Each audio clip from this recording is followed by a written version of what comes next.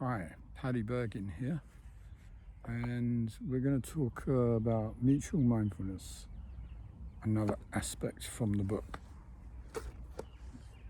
You might be able to see behind me a statue, and that is a statue by Henry Moore, Reclining Figures.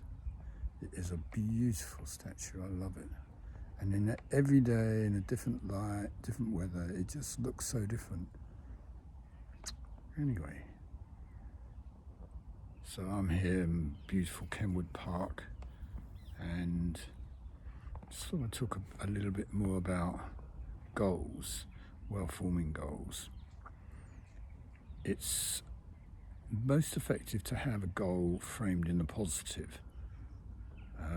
So if you ask yourself, what is it I want here, and your response is a negative response, then that's not really a goal. It's a moving away or avoiding a problem, or how to get over a problem or deal with a problem.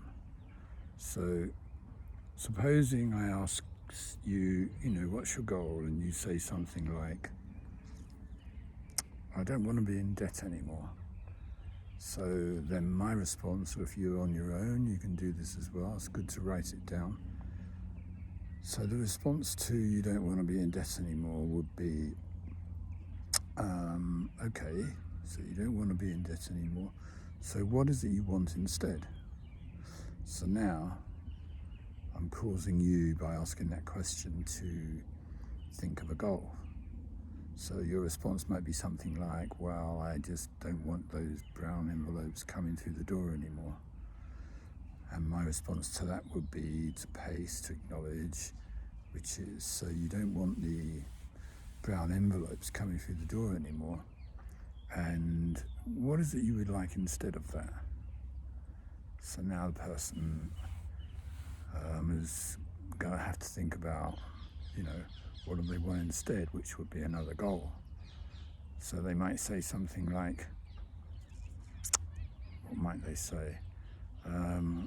Well, I don't want to keep feeling depressed because of having problems paying bills. Okay, so you don't want to be unhappy or have problems paying your debts. So what is it you would like instead? Well, what I'd like my goal to be would be to feel happy, have enough money to pay my debts, but to feel happy.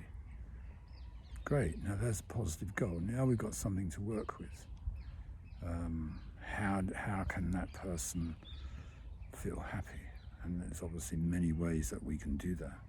But if you back up a bit, because they were stuck at, I don't want to be in debt anymore, I don't want brown envelopes coming through the door, they can't move beyond it. But as soon as you put in a positive outcome, I want to be happy, I want to have enough money to pay my debts, pay my bills, now you've got a goal. So the pictures in that person's mind are different. They can actually visualize themselves and what it's like to be happy. And I'm sure they've had experiences of being happy before, so you can always reference them and do a bit of anchoring or self-anchoring. And then you've got a goal, you can well form it, go through the whole process. Perhaps we'll do a bit more on the whole process tomorrow. Okay, so that's it for today. So goodbye from the beautiful Kenwood Park.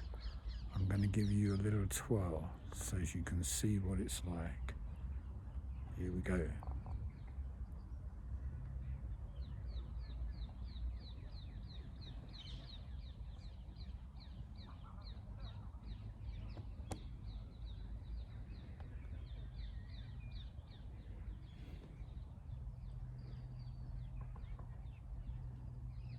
There we go.